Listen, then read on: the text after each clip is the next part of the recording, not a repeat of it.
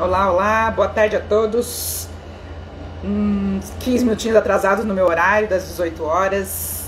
Sejam todos bem-vindos, sejam todas bem-vindas à nossa live semanal. Vamos aguardar as pessoas irem entrando.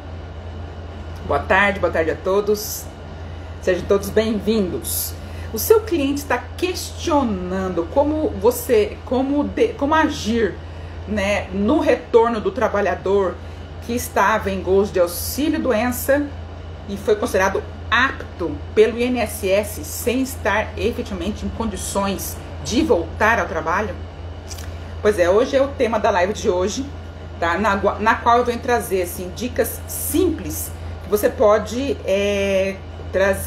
colocar tanto nas suas impugnações, né, de algum laudo médico, ou ainda na sua defesa judicial do seu cliente, produtor ou produtora rural, ok? Quem não me conhece, meu nome é Rita Gonçalves, eu sou advogada trabalhista, sou advogada há 25 anos, há mais de 25 anos, e de direito do trabalho eu faz uns 15 anos, 10, 15 anos que eu trabalho especificamente na área do direito do trabalho, né, especificamente ainda na área de direito do trabalho no agro, tá? Eu venho fazendo as lives ultimamente, nas últimas semanas, todas as sextas-feiras, né, às 18 horas, anteriormente eu fazia às quintas, que eu percebi que há uma facilidade maior das pessoas participarem da live, tá? Eu também quero dizer que eu trago esses conteúdos e outros conteúdos também no meu canal do Telegram, Rita Gonçalves Estância Jurídica. Você acessa ali um link ali na minha bio, faz a inscrição no meu canal do Telegram e também lá também tem um link de acesso ao meu canal do YouTube, que é Rita Gonçalves, ok? Que também lá eu coloco outros assuntos do direito do trabalho no agro, ok? E quero saber agora se está tudo ok, vocês estão conseguindo me ouvir, estão conseguindo me ver, ok? Tá tudo bem na transmissão? Tá joia.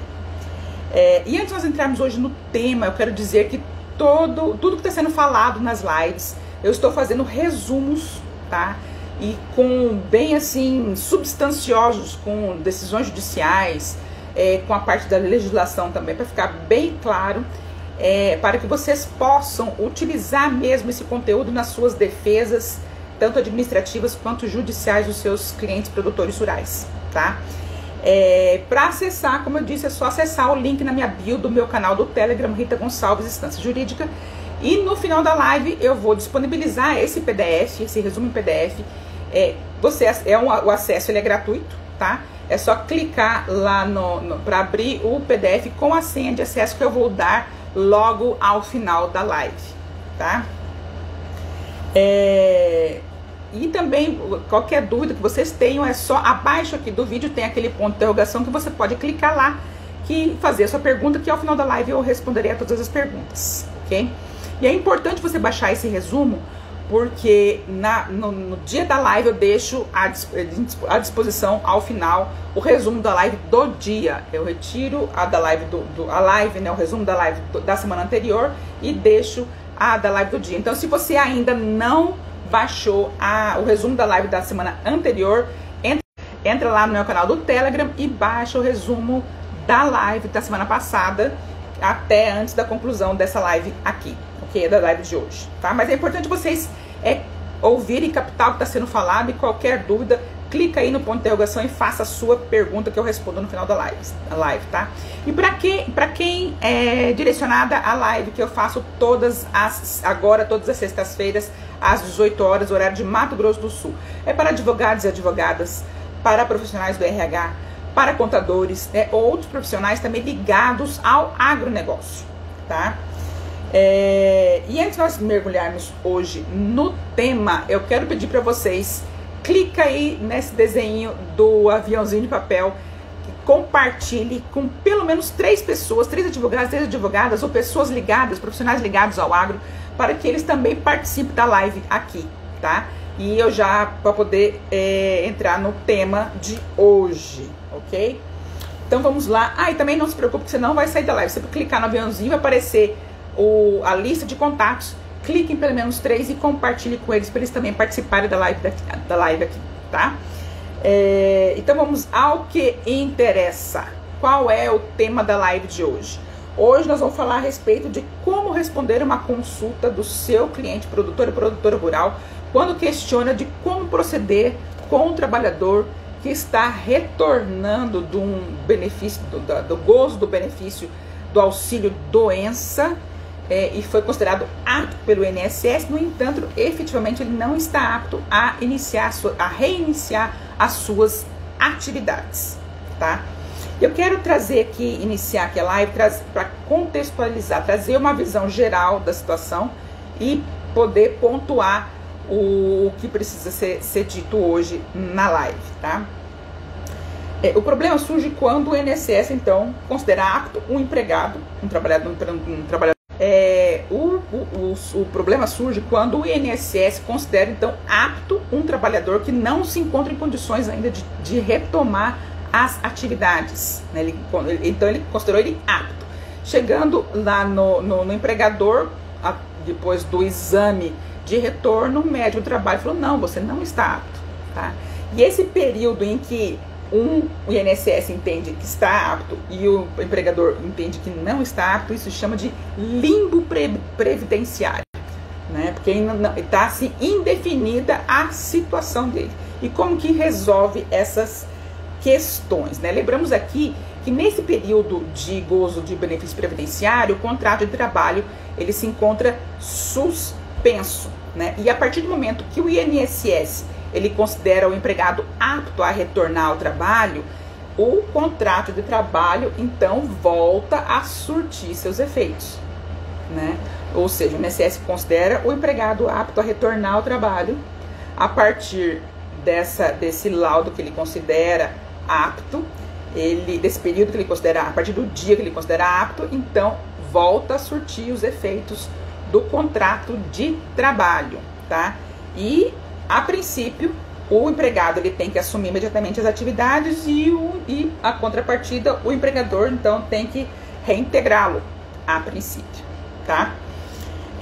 Então, diante desse quadro, qual que é a orientação que se deve dar ao cliente produtor e produtora rural? Aqui tem que ser tomado alguns cuidados, tá? Eu quero destacar 3 deles, tá? Que é importante ser orientado o seu cliente de como proceder nesses casos, tá?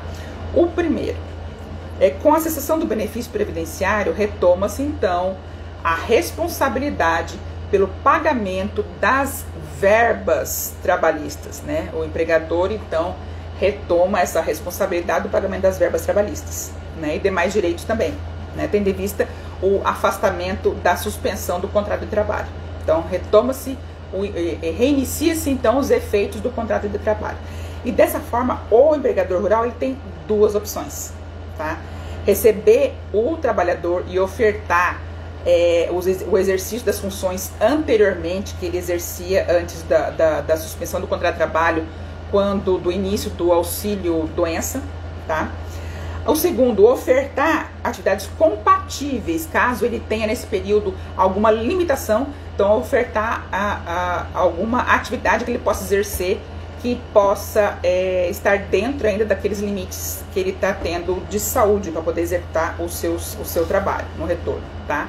Lembrando que a NR31, tá? Especificamente lá no item 31.3.7, que trata do exame de retorno, tá?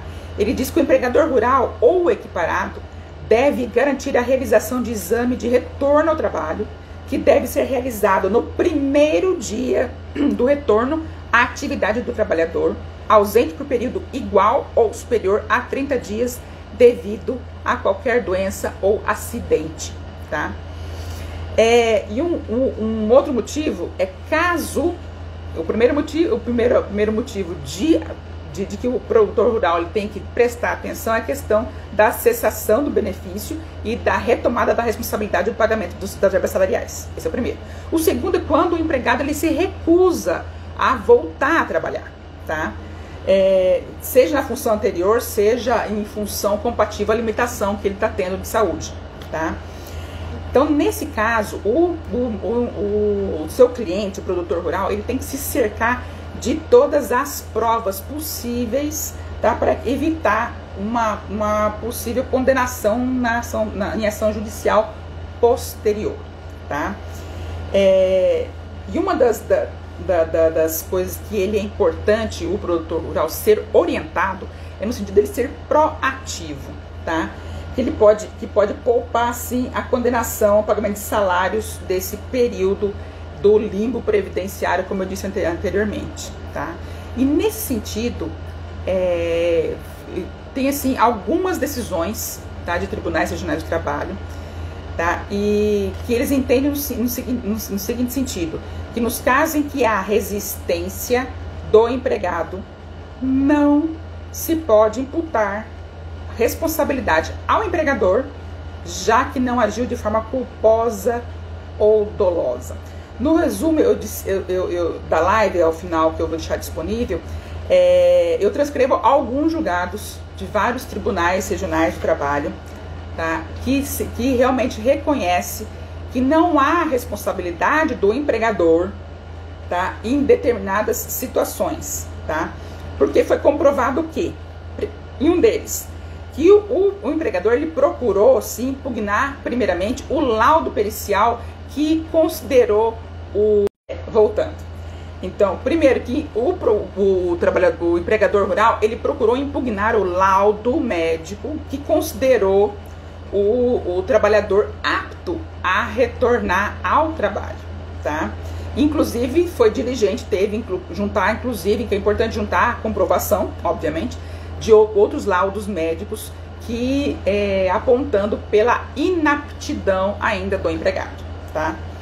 Em um outro julgado também, o empregador, naquele caso, ele procurou convocar por escrito o empregado para poder comparecer ao trabalho, para assumir a mesma função, a função anterior ou uma adaptada às limitações dele, tá? Sem obter êxito.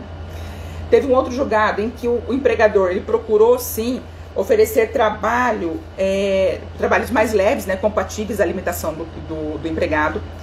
E um outro ainda, que ele guardou todos os atestados médicos que o empregado apresentou para não retornar ao trabalho, né? Ali estava sendo, na verdade, sendo comprovado que o empregado não tinha a intenção de retornar ao trabalho, né? Então tem vários julgados aqui do Tribunal da Terceira Região, do Tribunal tem vários da Terceira Região, da Quarta Região, da Quinta Região, todos eles no mesmo sentido, né, que eles não condenaram o produtor rural, aliás, aqui seria o empregador, né, que não necessariamente são produtores rurais, não condenou a pagar a qualquer salário daquele período do limbo previdenciário, tá? E ainda há um terceiro motivo, tá? Que é uma terceira situação, que aqui, especificamente nos casos onde não se trata de auxílio doença acidentário, ou seja, não ficou de licença o empregado por acidente de trabalho, tá? Então, para se evitar essas discussões, ele está apto ou não está apto, o empregador, ele então pode efetuar a dispensa do empregado, tá? Que eu aqui aconselho, inclusive, que seja o aviso prévio seja indenizado, para também evitar futuros argumentos de que naquele período do aviso prévio, eventualmente trabalhado, o empregado ele sofreu um agravamento da condição de saúde dele. E o agravamento, o empregador, ele teria sim que responder. Então, para se evitar isso, dispensa-se o empregado e evita-se o aviso prévio trabalhado, esse é um aviso prévio indenizado, tá? Inclusive, esse é o posicionamento do TST, tá? Que inclusive também no resumo tem lá o julgado, tá? Que entende majoritariamente que o empregador, ou ele vai impugnar o laudo médico, né? E também, e ao mesmo tempo ele pode romper com o vínculo empregatício. O que não pode permanecer é a indefinição, né? Ou seja, nem se reintegra o empregado, nem a função anterior e nem função adaptada, e também não se dispensa o empregado. Você não pode ficar nessa situação indefinida, né? Tem que ter uma definição da situação, tá? Isso, repita-se, no caso de não ser caso de auxílio-doença acidentário, ou seja, não ser acidente de trabalho, tá? Então tem aqui os julgados, também está lá estará lá disponível no meu canal do Telegram, Rita Gonçalves, Estância Jurídica, logo após a live, tá? E quais são os outros problemas que podem acontecer, podem surgir, relativos ao retorno do trabalhador rural após a alta médica, né? Aqui eu quero trazer assim, alguns fundamentos que podem ser colocados tanto numa impugnação administrativa, de um laudo médico, né? Ou até de uma defesa judicial, tá? E aqui entra naquelas questões das modalidades de alta médica previstas em normas internas do INSS, tá? Que inclusive tem que ter uma atenção redobrada do produtor rural, uma vez que elas são de flagrante ilegalidade. E quais são elas? É a alta retroativa e a alta programada, tá? Mas o que é a alta retroativa? A alta retroativa é quando o INSS considera o empregado em alta em data anterior à primeira perícia, a perícia inicial. Ou seja, é requerido o auxílio-doença. No requerimento marca-se a data da perícia. Chegando lá na data da perícia, o perito fala assim: tudo bem, mas eu considero você em alta desde 30 dias atrás, desde 45 dias atrás, desde 60 dias atrás, né? Como assim? Quem é que vai ficar responsável pelo pagamento das verbas salariais, as verbas que ele teria direito desses 30, 45, 60 dias atrás? Seria o empregador rural? Não. Por quê? Primeiro, porque nesse período o contrato estava suspenso, né? Estava de licença, estava no gozo até então de auxílio-doença, né? Então estava suspenso o contrato de trabalho. Isso em primeiro lugar. E em segundo lugar, porque a alta retroativa, ela é ilegal, ela nunca foi, na verdade, ela nunca foi prevista, né? Ela nunca foi prevista em lei, tá? Foi tão somente prevista em norma interna do INSS, tá? E ela, então, ela era prevista na orientação interna 138 de 2006, a qual foi revogada em 2013, tá? Pela resolução 271 de 2013. Agora, caso o seu cliente, né, caso foi aplicado ao trabalhador, ao empregado do seu cliente, a alta retroativa, tá? Você tem duas formas de proceder. Você não, você, advogado, tem como orientar ou responder a consulta do seu cliente produtor rural de duas formas, tá? A primeira, o empregador rural, ela impugnar o laudo médico, tá? Diante dessa alta retroativa, tendo em vista a flagrante ilegalidade, tendo em vista que não há lei que tenha previsto ou que preveja a alta retroativa. E por quê? Porque se não estava previsto em lei, e a administração pública, ela tem o dever de observar a lei, ela só pode fazer o que a lei efetivamente preveja, o que ela autoriza, que é diferentemente de uma relação de direito privado, em que as partes elas podem fazer tudo que a lei não proíbe, né? Mas aqui a administração pública tem um dever de atender ao princípio da legalidade, em que ela tem que atuar, suas ações têm que ser balizadas na lei, no que a lei autoriza e no que a lei prevê, tá? Então, como não havia lei prevendo a alta retroativa, né, logo, quando foram aplicadas as altas retroativas, elas foram de uma flagrante ilegalidade, tá? Então pode ser impugnado sim o laudo médico com base na ilegalidade da alta retroativa, tá? E após o processo administrativo, isso é uma segunda opção, pode ser após a finalização do processo administrativo, tá? Mover assim uma ação judicial. No entanto, o próprio STF, o Supremo Tribunal Federal, já decidiu de formas reiteradas que é desnecessário esse prévio procedimento administrativo para posteriormente ter acesso ao judiciário. Também tem assim vários julgados que eu trouxe que constam do resumo que será colocado na live ao final, ok? Tem vários julgados do STF. E, bom, esse foi a alta retroativa, tá? Que é flagrantemente ilegal. E agora tem também a alta programada. O que é a alta programada? É a chamada cobertura previdenciária estimada, COPS, tá? Que consiste em fixar uma data, lá quando é solicitado o auxílio-doença. No auxílio-doença é fixada uma data da perícia inicial. Lá na perícia inicial,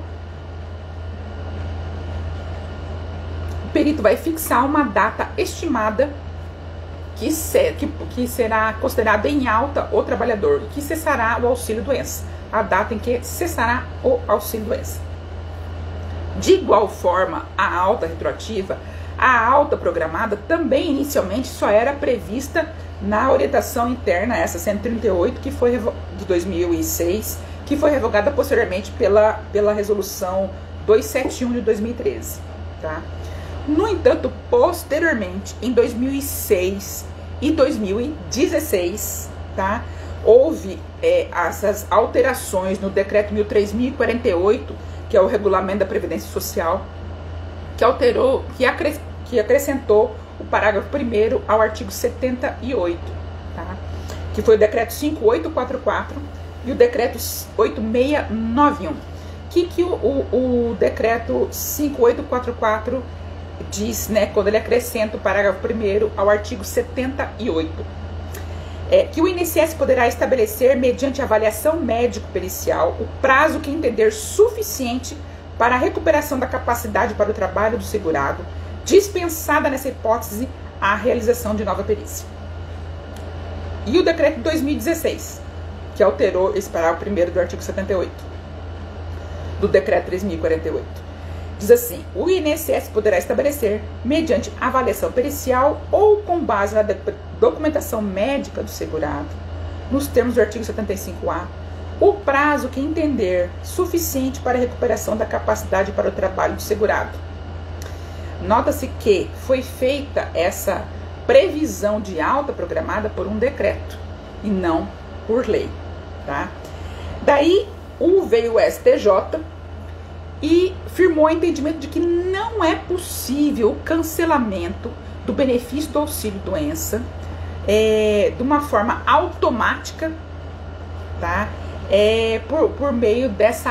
Então veio o STJ e firmou o entendimento no sentido de que não é possível o cancelamento automático do benefício do auxílio-doença, tá?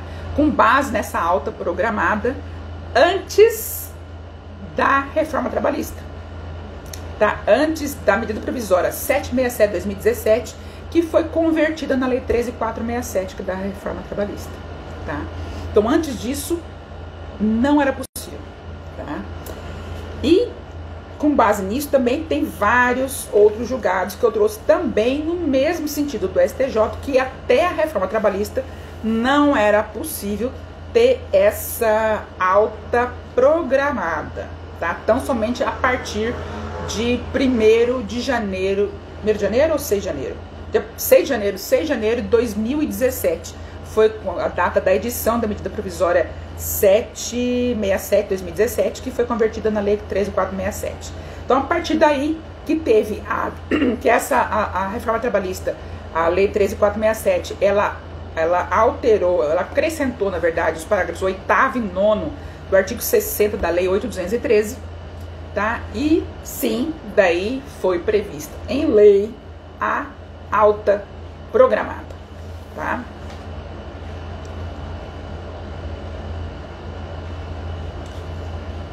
Então, como orientar o cliente de como proceder nessas situações, tá? Primeiro, orientar o produtor rural no sentido de acompanhar esses benefícios previdenciários, pedir para o contador acompanhar, ver em que pé está, ver que data, posteriormente, a data que foi fixada para a perícia inicial, né? Após a perícia inicial, quando é que foi fixada a data da alta programada, tá? E por que eu trago a importância de fazer esse acompanhamento? Eu já explico, tá?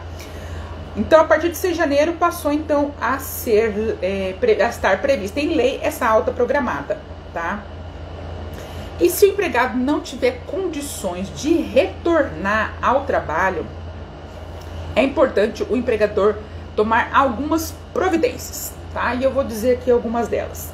Acompanhar essa condição de saúde do empregado, sim, sempre documentando por WhatsApp como está a sua condição. Você está em condições de voltar a trabalhar no prazo previsto para a sua alta programada, né? Por WhatsApp, por chamada de áudio, de vídeo, por carta registrada, né? Carta de mão própria, né? Diz, por telegrama, quer dizer, qualquer meio, né, que vá comprovar que o empregador está sendo diligente, né?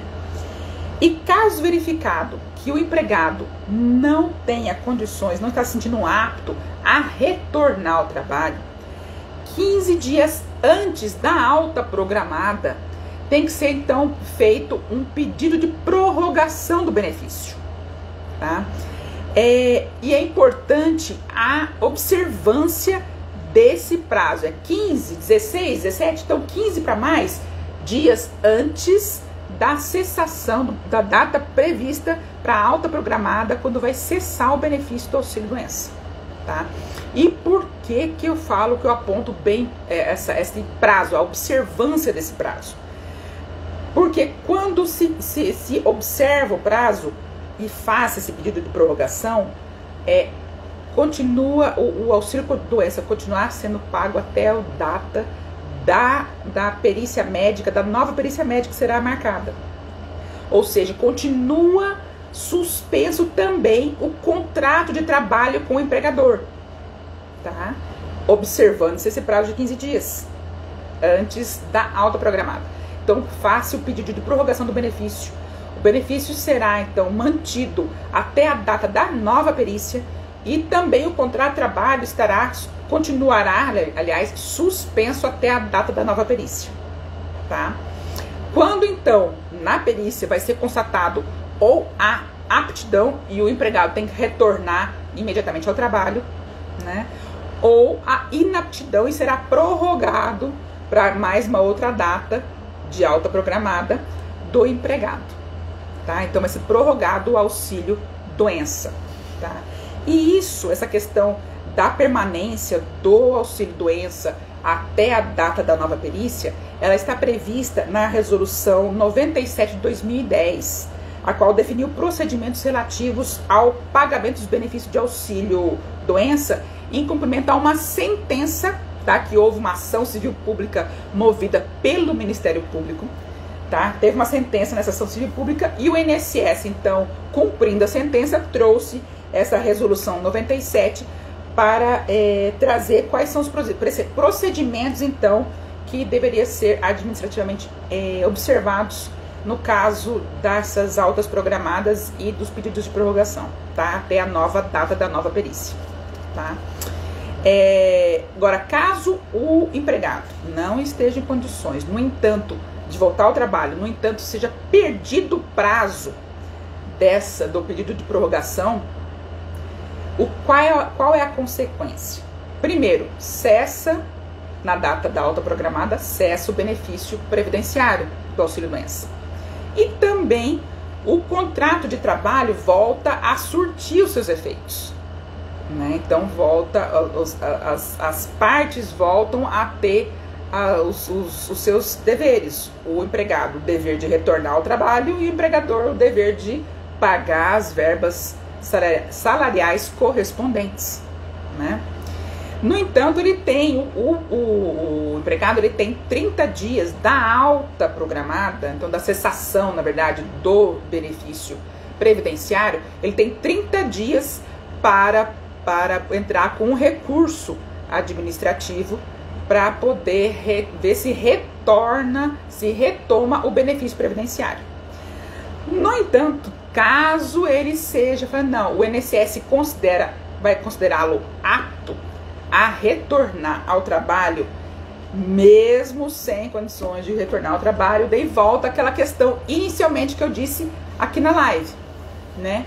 Ou o empregador vai reintegrá-lo, né? Porque a partir da decisão do INSS que ele se encontra apto a retornar ao trabalho, volta a surtir os efeitos o contrato de trabalho. No entanto, aqui, como o empregado perdeu o prazo dos 15 dias para pedir a prorrogação do benefício, então somente entrou com recurso após 30 dias da cessação do benefício do auxílio-doença, a partir da cessação os efeitos do contrato de trabalho com o empregador já voltaram a surtir seus efeitos, né? Então continua sob a responsabilidade do empregador o pagamento das verbas salariais, mesmo durante a apreciação do recurso administrativo quem sabe, da retomada do benefício, né? Então, o empregador vai ter que reintegrá-lo na mesma função anterior ou em função compatível à limitação do empregado, tá? Lembrando que a reintegração, o empregador fica, ele corre, na verdade, o risco de responder pelo agravamento da condição de saúde do empregado, tá? Então ele pode reintegrar na mesma função, reintegrar em função adaptada ou demitir ou dispensar o empregado caso não seja, caso o empregado não tenha sofrido acidente de trabalho, tá? Que daí ele teria essa estabilidade de 12 meses contados da cessação do auxílio-doença. Ele não poderia ser dispensado. Agora, caso não seja uma questão de acidente de trabalho, o empregador sim pode dispensá-lo, tá? Então, como se vê até aqui, é uma questão de agir preventivamente, né? Você orientar o seu cliente, produtor rural, a agir preventivamente, nesses casos em que o trabalhador, o empregado rural dele, está em gozo de auxílio-doença, tá? Por quê? Para evitar futuras condenações na Justiça do Trabalho de pagar aquele período do limbo previdenciário, né? Em que o INSS entende que ele está apto e o empregador entende que ele não está apto a voltar a trabalhar, tá? Então, evitar essas condenações, que geralmente assim, bem expressivos, né? Ou seja, não pode ficar essa situação indefinida, né? Alguma atitude, né? O empregador ser proativo, né? Orientar o seu cliente para ele ser proativo nessas situações, né? Ou impugna-se a perícia médica, né? Reintegra-se ou na mesma função ou em função compatível com a limitação, ou dispensa-se o empregado, tá? No caso de não ter ocorrido acidente de trabalho, ok? Bom, perguntas. As perguntas você pode enviar para mim por direct. Você pode colocar também na caixinha que eu vou colocar logo após a live. Eu coloco umas caixinhas de perguntas para você também fazer as suas perguntas. Ou então lá no meu canal do Telegram, Rita Gonçalves, Estância Jurídica. Você também pode fazer as suas perguntas lá, tá? E logo após aqui a live, o resumo vai ficar disponível, tá? E você vai acessar o resumo em PDF com a senha 3048, tá? Então acessa lá o resumo de toda a live, que tem toda a parte de jurisprudência, tem toda a parte de legislação, tá? Para você poder fundamentar os seus recursos, suas impugnações administrativas, as suas defesas do seu cliente produtor rural, ok? E próxima live, então começou aliás, faz 2 semanas, né? A partir de todas as sextas-feiras, às 18 horas, tá? E qual que é o tema da próxima live? Para você que é advogado e advogada, que aqui atua nos estados do Brasil, aqui que faz fronteira com outros países, tá? O tema será quais são os direitos e quais são os deveres do trabalhador rural fronteiriço, tá? Então eu aguardo vocês na próxima sexta às 18 horas aqui no Instagram, tá? No horário de Mato Grosso do Sul. Um abraço a todos!